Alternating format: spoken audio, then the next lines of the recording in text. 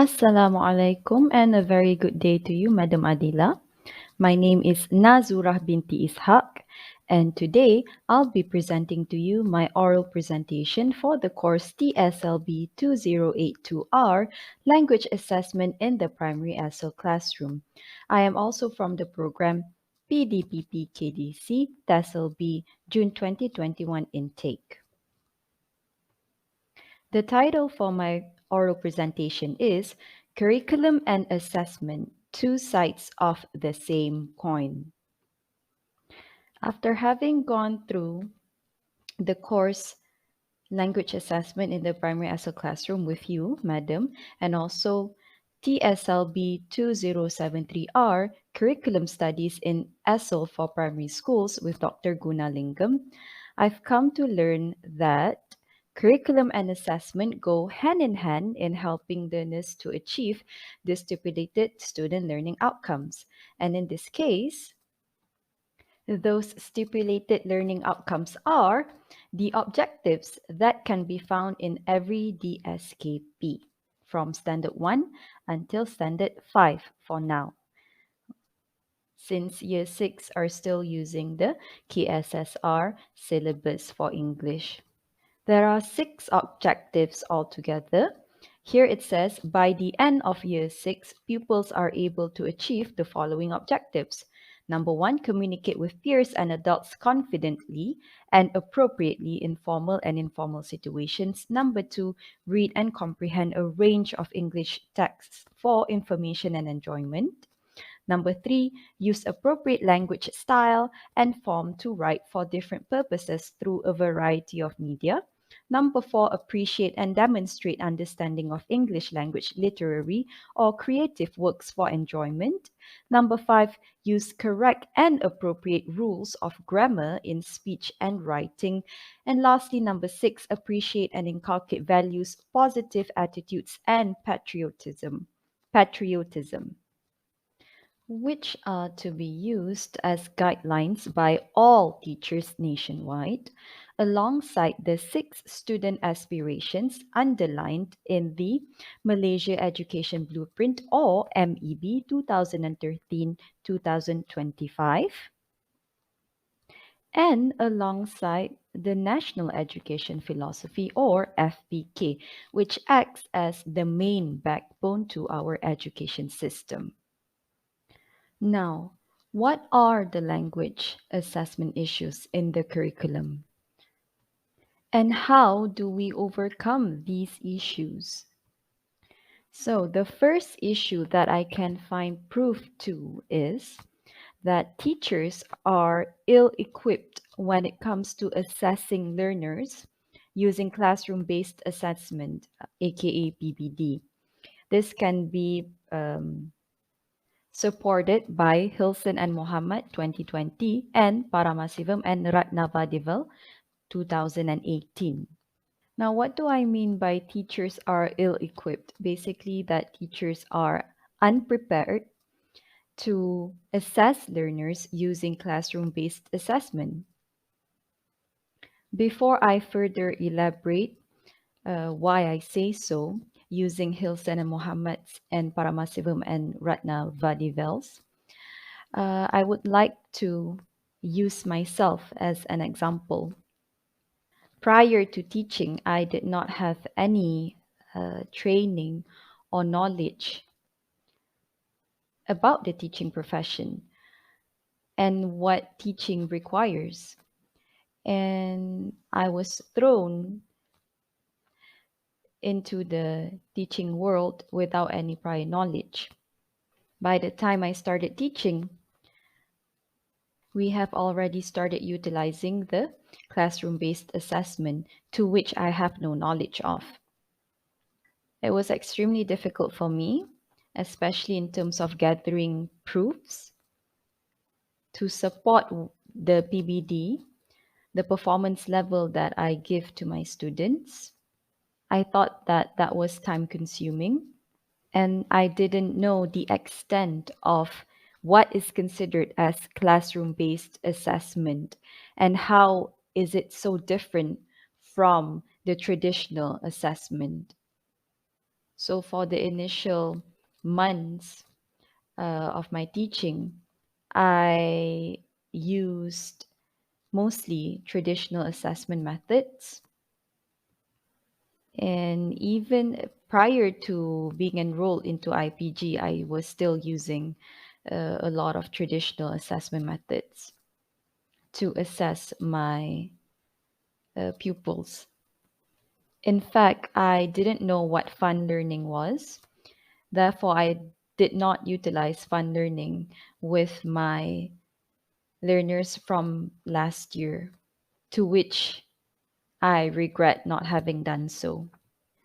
Aside from that, I can also give proof to the fact that teachers are indeed unprepared for classroom-based assessment because when I took over class 3 Cendekiawan, 3 Sastrawan last year, the previous teacher who taught the class, Puan Melo, okay, that's a pseudonym by the way, came to me to ask me who I thought would be eligible to receive a performance level 4. 4. And I was surprised because uh, I only started teaching for like less than a month at the point when she asked me. I just newly took over her class less than a month, and she came to me because at that time I think that the school was collecting data, PBD data for the second phase, and she came to me asking me, who had less than a month of experience. She asked me about who do I think deserves to receive 4, a band 4. And I was taken aback by that because why would she ask me? Of course, she would have, she should know by then because she had been teaching the class for over a few months by then. And yet she came to me asking me who I thought deserved to receive band 4, which was extremely surprising because she is a senior teacher. In fact, in just less than a few years from now, she should be retiring because she's about to reach the 60 years of age. Yes, so that's another proof that teachers are ill equipped when it comes to assessing learners, and that it doesn't matter the experience, whether you're new or you're a veteran teacher, you're still ill equipped when it comes to assessing learners using classroom based assessment. So here is an excerpt taken from Hilson and Mohammed, detailing about the lack of knowledge and experience in conducting PBD, specifically for reading. R9 said, I don't have enough experience. That's why I'm not really confident whether I'm doing it according to how PBD should be implemented, which I also faced and I'm still facing.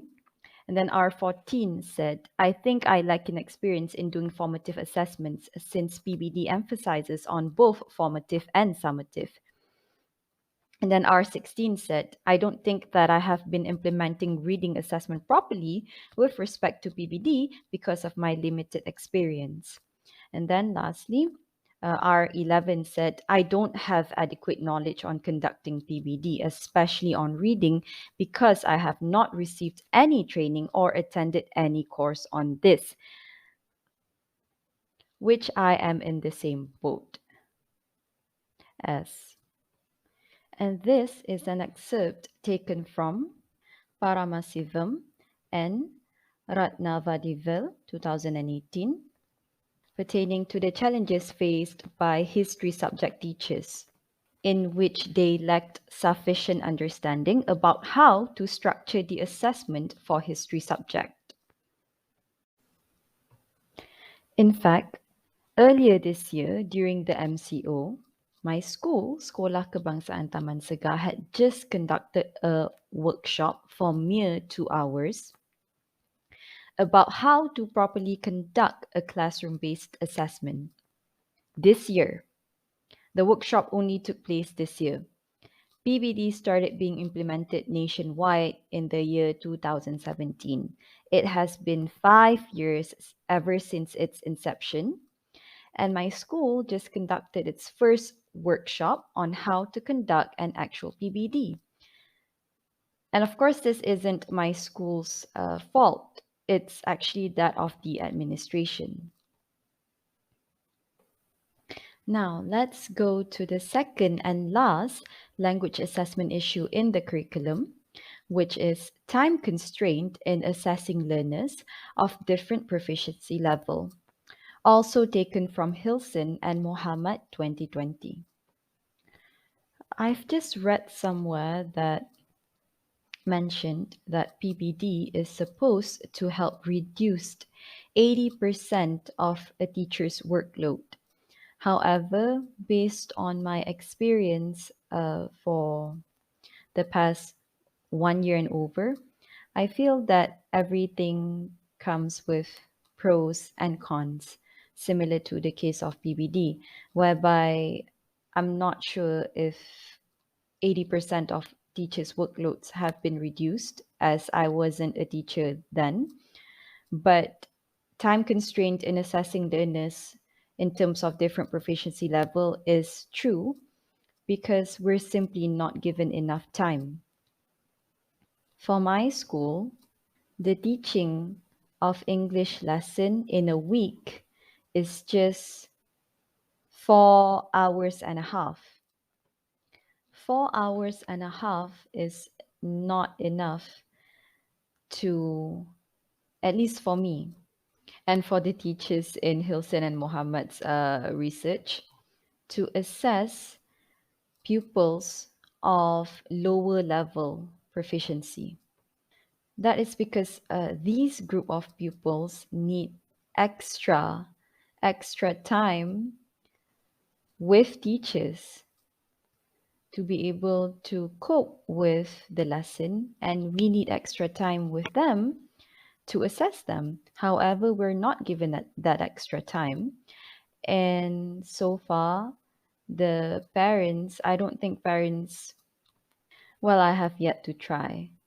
I don't think the parents would like it if I were to keep the kids at school after school hours just to give them tuition.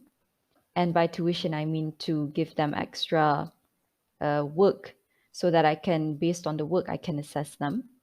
And also because we are burdened by other works, such as an abundance of paperwork to be completed due to multiple school programs in a year, and other responsibilities to be tended to, such as responsibilities under student affairs and under co-curricular activities. Due to this, I simply do not have the time to assess my learners, especially those from the lower level proficiency. Now, this is an excerpt taken from Hilson and Mohammed with regards to time constraint. It says here, R1 said, I don't have enough time to assess the pupils according to the levels and also provide various types of, I think this is a typographical error, provide various types of reading assessment, not all. Okay, so R1 said that she or he doesn't have enough time to assess the pupils according to the levels and also provide various types of reading assessment or any kind of assessment for that matter for me. This I can certainly agree with because I did face, I did and I still am facing this problem. It does take quite a lot of time for teachers to provide different materials for one class. Imagine having to teach 3 classes of English in a year and having to tend to different levels of student. It definitely is time consuming. Now, let's move on to the causes of these issues. So, what are the causes to these issues? There are two. Number one, teachers weren't given enough time to prepare for the shift in assessment. And number two, teachers weren't provided with the right training. These two are purely based on my opinion and also based on my experience, having been teaching at school for over 1 year now.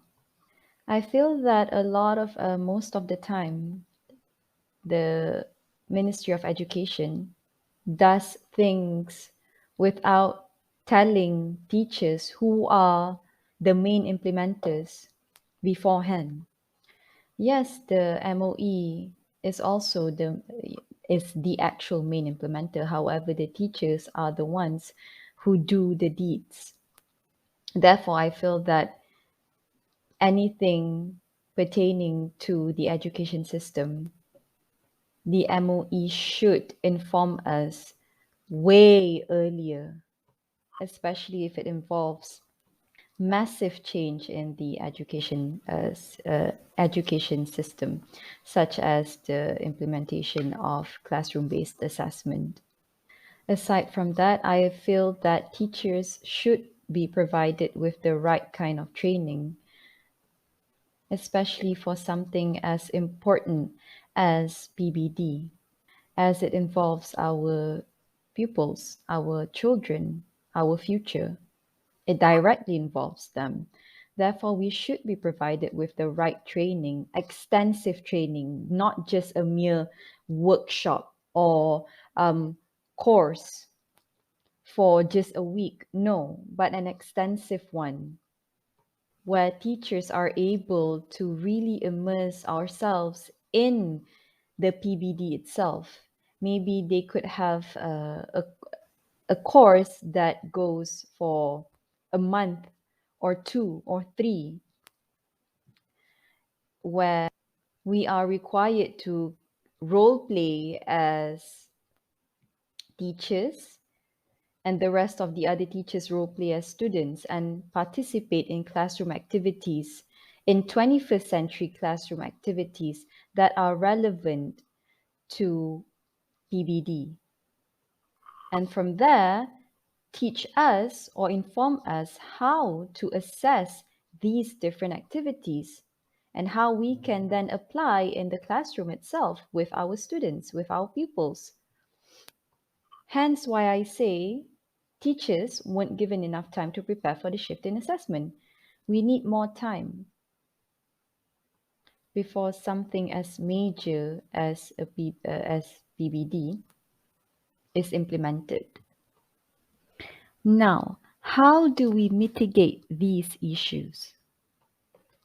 Well, number one, I opine that we refer back to Pelan Induk Pembangunan Profesionalisme Keguruan or PPK, whereby it is mentioned that Pembangunan Profesionalisme Berterusan or activity PPB is MOE's main agenda in upholding teacher professionalism in the country. So there are multiple activities under PPB, namely Wacana Ilmu, course, Portal eGuru, research, other activities, improvement in academic, innovation, workshop, benchmark visitation, coaching and mentoring, book review, PLC or professional learning community, writing and publishing. And for Wacana Ilmu, it's knowledge discourse, I mean. So there are a total of 13 activities stated under PPB activity, which can be used to help maintain teacher professionalism. And by teacher professionalism, I mean the knowledge and the relevance we possess pertaining to the teaching profession, as we should. For the issues that I've presented, I feel that course next to knowledge discourse is the most fitting for teachers to attend to in order to mitigate the issues that were presented just now. So specifically, the first issue mentioned, and which was teachers are ill-equipped when it comes to assessing learners using classroom-based assessment. I feel that for this particular issue, course or even workshop, but I prefer course, as course takes much longer time, much longer period to be completed. So I feel that course is the most fitting for teachers to attend to in order to address this particular issue, which is issue number 1. However, should the MOE think of providing teachers with this kind of course, they should provide us with the kind that is ongoing, not a once in a lifetime kind of thing, no, but something that is ongoing. As for the second issue, I feel that PLC, or Professional Learning Community, is the most suitable to help mitigate the issue mentioned, which is time constraint in assessing learners of different proficiency level. So how do teachers mitigate this problem through PLC exactly? By sharing, simply by sharing. Sharing what exactly? Sharing resources. A friend of mine, Hasni Zampin Handan, who is a teacher in one of the schools in Sepang district, actually mentioned that for as long as the MCO was implemented and teachers had to do online teaching or remote teaching, now how do we go about doing so? Well, his English head panel actually suggested that they share their daily lesson plan during the lockdown, the MCO. How did they do this exactly? Well, one teacher would do the daily lesson plan for the whole week, and another would prepare the materials needed for that lesson plan for the whole week as well. When the following week comes, the teacher would swap roles. This went on during the whole MCO and was indeed a help to the teachers there. This strategy of theirs could definitely be implemented in other schools in order to help lessen the burden of time constraint faced by most teachers, I would say, including myself. So those are the two methods in overcoming the two issues that were presented earlier. And with that being said, we have now come to an end of my oral presentation. I would like to thank Madam Adila for listening. And before we end this oral presentation of mine, I would just like to show you my references.